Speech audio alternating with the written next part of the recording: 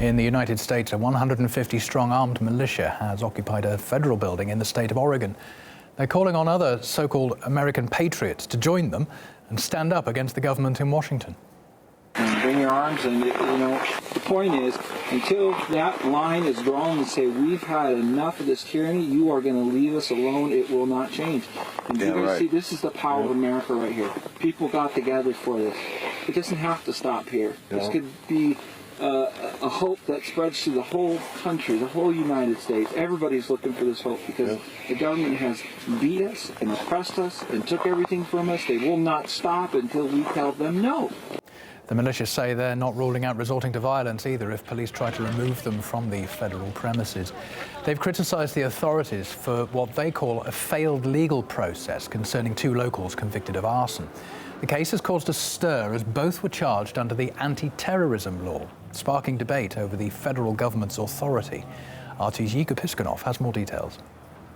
This all comes off the back of two local farmers, first being convicted of arson, put in jail. This case was viewed by the authorities in the framework of the anti-terror law, which wasn't really explained to the locals of why this was done so. Then, after they served their time, it seems that a federal judge decided that it wasn't enough and, sentenced more time for these people. It seems that that's what caused this public outrage. It seems that it went much wider than the local public and touched the nerve of those opposing the federal government. We are looking at about 150 armed people who seem to have occupied federal building. They're calling the federal government as being tyranny. They're threatening to occupy more state buildings, and they're calling for more people to join them. We're going to be freeing these lands up and getting the ranchers back to ranching, getting the miners back to mining, getting the loggers back to logging, and where they can do it under the protection of the people